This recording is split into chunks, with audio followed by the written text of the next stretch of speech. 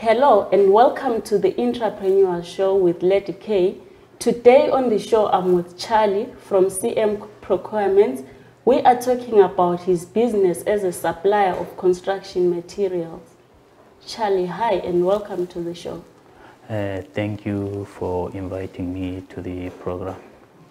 Okay, Charlie, people get into business for many and varied reasons.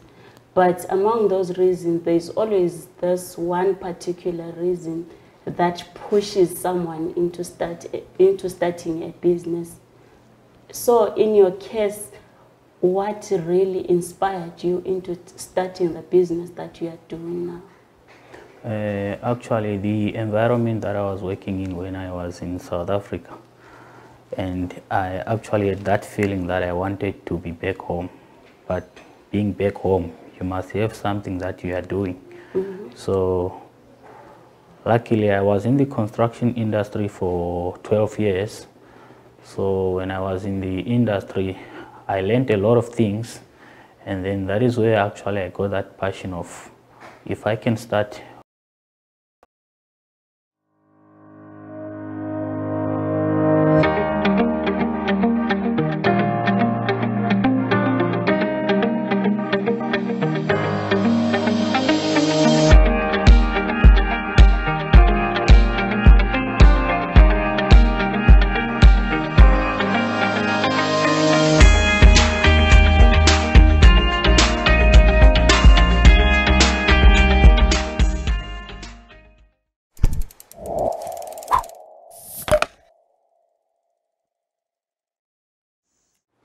Hello and welcome to the Entreprenuers show with Lady K. Today on the show I'm with Charlie from CM Procurements. We are talking about his business as a supplier of construction materials. Charlie, hi and welcome to the show. Thank you for inviting me to the program. Okay, Charlie, people get into business for many and varied reasons. But among those reasons, there's always this one particular reason that pushes someone into starting a business. So in your case, what really inspired you into starting the business that you are doing now? Actually, the environment that I was working in when I was in South Africa, and I actually had that feeling that I wanted to be back home, but being back home, you must have something that you are doing. So luckily I was in the construction industry for 12 years. So when I was in the industry, I learned a lot of things, and then that is where actually I got that passion of, if I can start on a project like this, maybe something will come out. So one of the years when I had a visit back home, I just realized on the market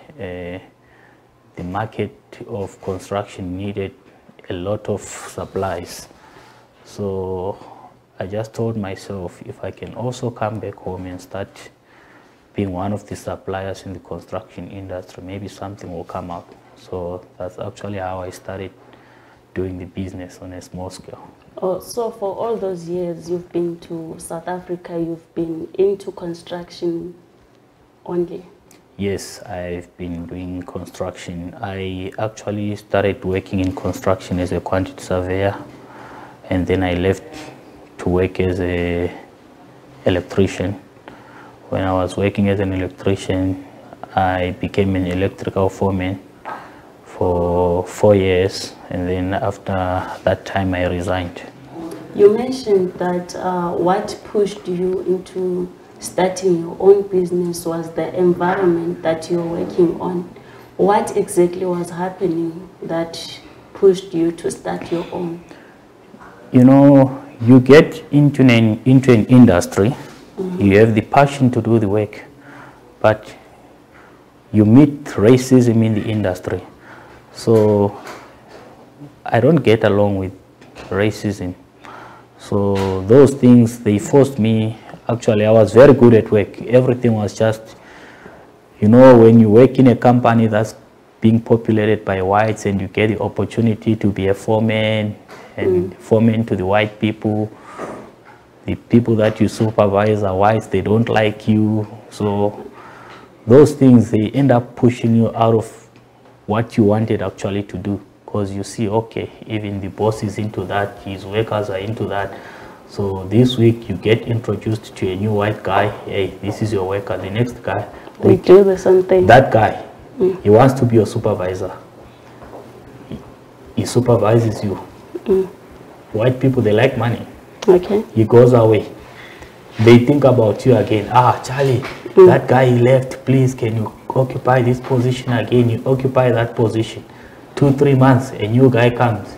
His wife, they are into him again. So they've been using you and ill-treating you. Exactly. But in terms of payments, were you getting something that is enough or what?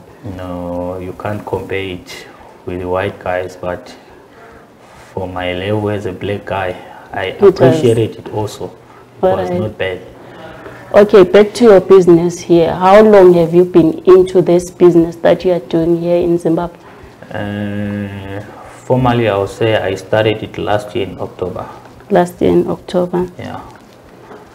So in October, I came here. I found a shop in town. Up until October, November, end of November, that shop in town, it didn't do very well. So I left for Soxile.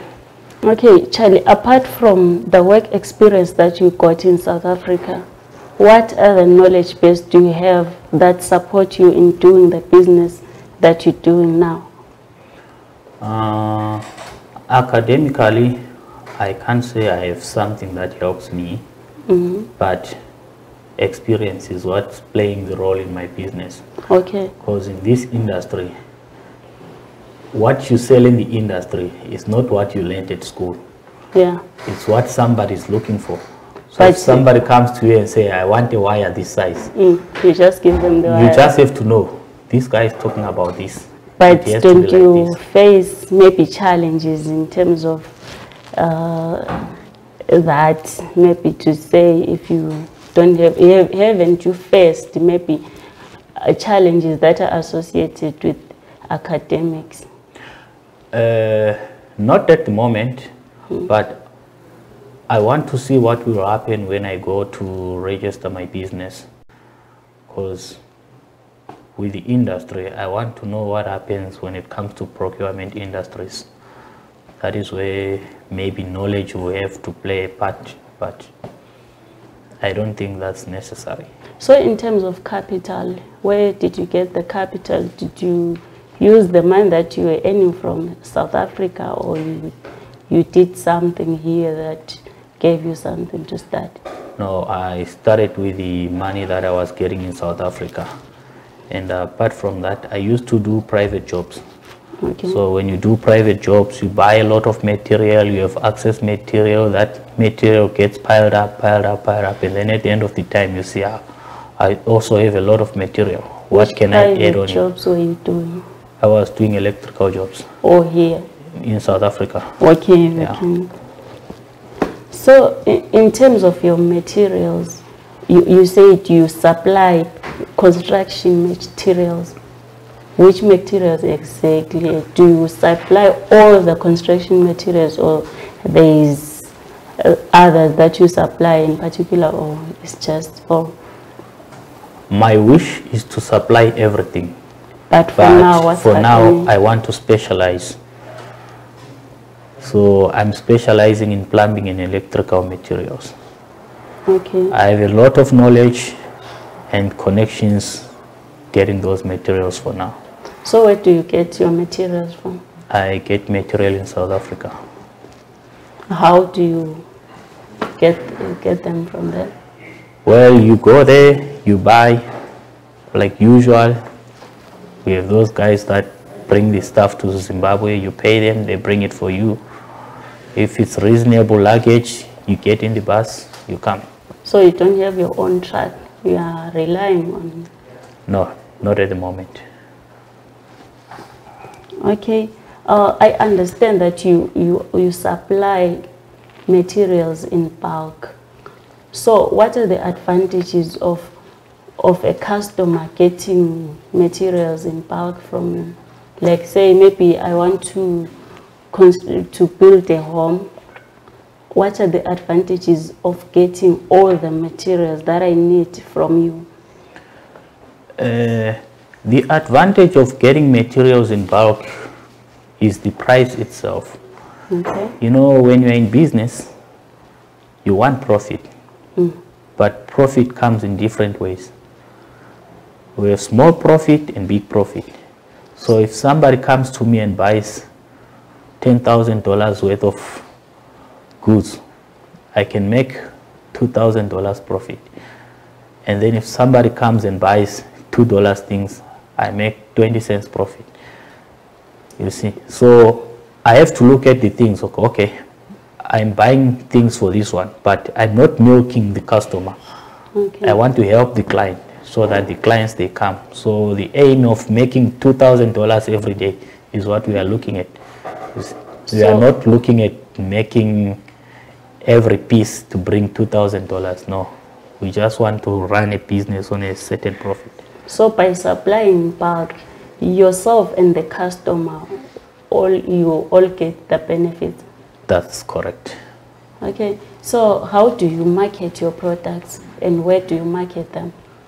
I do pamphlets, I do business cards, I issue them out at my stand, and at times when I'm going around at the taverns, I interact with people at times, and then I tell them I have things like this, that, and then I also go around in town. Those guys that are selling the same stuff that I have, I tell them, hey, I see you are selling this, I can supply you with this and this and this and this. You see. Okay, yeah, with the advancement in terms of technology, you would realize that now people are, some of them, they are using email, some are using the internet to communicate with their customers. Yes. So yourself, what mode of communication are you using? Everything, even on my business cards, there is all the details, email, WhatsApp. I don't have Facebook on the cards for now. I'll try and do that next time also. You see, and I also want to create a Facebook page that will specialize on that.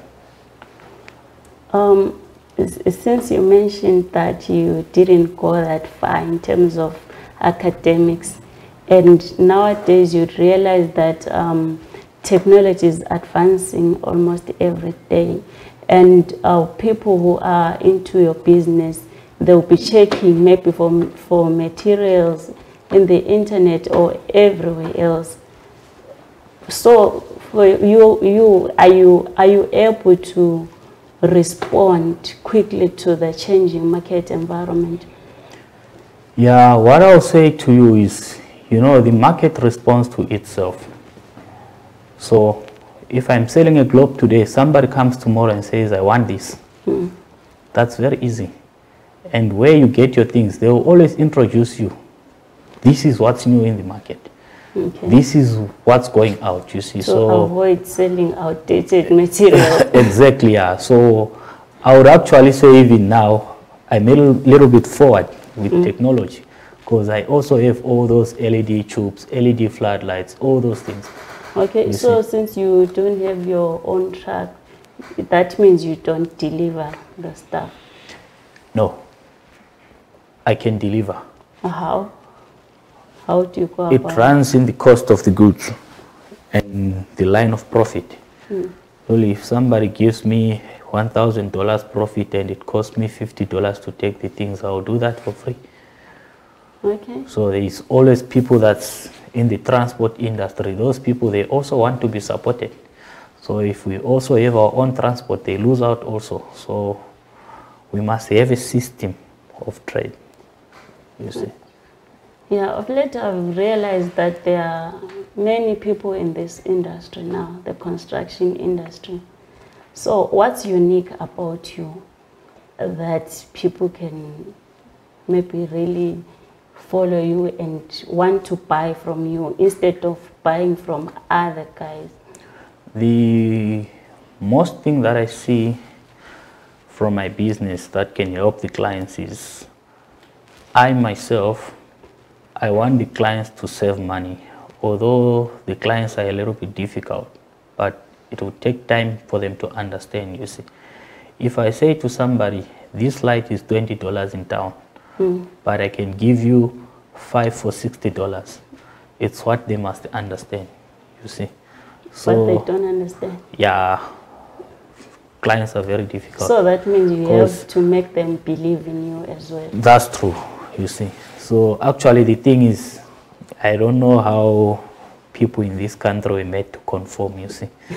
Because they will always think that guy is more credible, that guy is more credible.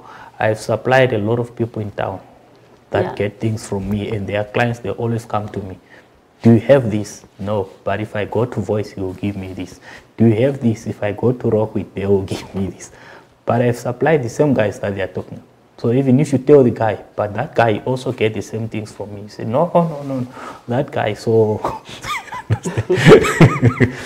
So like Charlie, in your industry, you would realize that at times someone would come with a quotation, and then in that quotation there'll be some materials that you don't have yourself. So how do you go about it? Do you tell the customer that no, I don't have the material, or what do you do? If I don't have, I don't have. But I'll always ask him, do you prefer me to get the things for you at this price, and then you have a waiting period of 1 week or so? So if they say yes, it's a deal. If they refuse to that, well, we can't force business as well. But if it's maybe say it's a quotation that can wait for a week, can you really dispose to the customers that you don't have a product, yet you know you can go and find it from someone else and sell it? No, mostly I don't engage with people like that, you know. No. You see, if I can find it, really, I can go and get it. But if I know it will be a problem on my side, I don't engage in those things, you see. I just want to do straight business. Okay. This I have, this I don't have. And then actually, if I can get it for you, I can. And if you are willing to wait, it's a deal. If you are not willing to wait, well. Okay, so what about in terms of pricing? Are you stable? Like at times you'd note that a customer can bring maybe a quotation from your competitors, and they also request another quotation from you. When you're checking on that quotation which was written by someone else, can you adjust your prices, or what do you do? Definitely I will do that, because I want to specialize in wholesaling. Okay. So if I can see, even if you buy one and you buy 10 things and they still profit, I'll adjust the prices. So do you know your competitors? I don't have competitors. People who are in the same industry as you, maybe people who are actually doing better than you, maybe people who are making you suffocate in this industry, you don't have such people. Yeah, but you see, the thing is, they are looking for their clients. I'm looking for my clients on my terms, and they are doing it on their terms. Okay. So if I have somebody that's next to me selling what I'm selling, he can't be my competitor, because I have my own prices, he's got his own prices. So I don't see how we compete against each other, because he doesn't control, we don't have price control in Zimbabwe. Okay, since you say that you came all the way from South Africa because of the environments there, you were not happy, maybe also in monetary terms. So in your stay here and this business, what have changed? No, not a lot of things have changed, but I would say the business is slowly establishing itself, although the economy is not that stable. That is where we get our problem mostly. But in terms of demand and all those things, I think there is a lot of potential doing business in this country. The only problem we are having is the economic problem. So, but apart from apart from the economic situation, what other challenges are associated with this business that you are doing? My business? Yeah. I can talk of maybe immediate demand. Mm-hmm. You see, in this country, we must have manufacturing companies also, because we always this thing of going to get wires in South Africa, wires in Botswana. Which means when a even have to customer look wants for something that's so silly. I want this plastic. You must have get it to in look South for Africa. it in You South see? Africa. So that's part of economic problems, you see, because those are the things that we want to be here in this country. Yeah. So for now, we don't have them. So economically, we have a problem, you see. Earlier, you mentioned that you left from town and you decided to do your business at Soxile there. How is the business going in Soxile? You know, Soxile is very good. Mm-hmm. There is a lot of demand, but the only thing is they like old things, you see. So they'll always push you out of line of your business. So I have a lot of things people they come, they see, yeah, this is nice, but they always want old things, you see. They want, okay. Used second-hand things, you see. So even if I go to South Africa and I'm developing that trend of going to the scrapyards, getting a lot of second-hand things and coming with them, they are really profitable. You money. Exactly, but I don't want to do business that way, because I want to establish a business.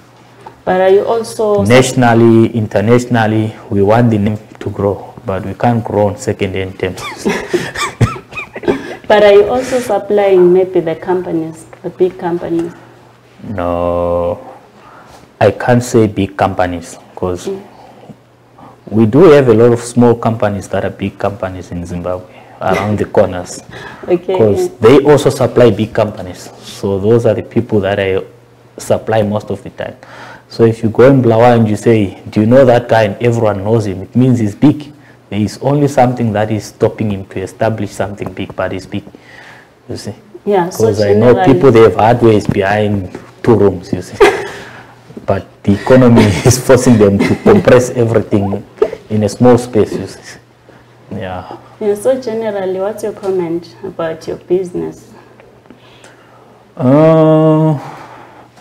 For now, I can say I'm doing well, although I need to improve in terms of stock and those things, but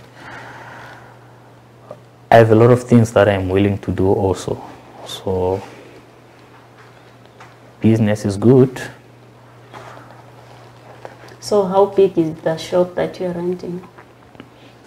No, it's just a 3 meter by 3 meter space, but it's full.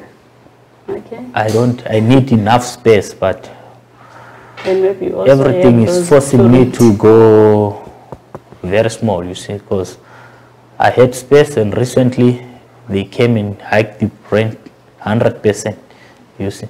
So I can't go further and say I want to get more space, because next month they will tell you again, yeah, the rent is 100% again. So we all have to keep our things compressed at the moment till that time when things are flexible, then we can say, okay, let's spread the wings, you see. Okay, Charlie, thank you so much for coming. Thank you very much, Lady K. You've been watching The Entrepreneurs. Thank you so much. Goodbye.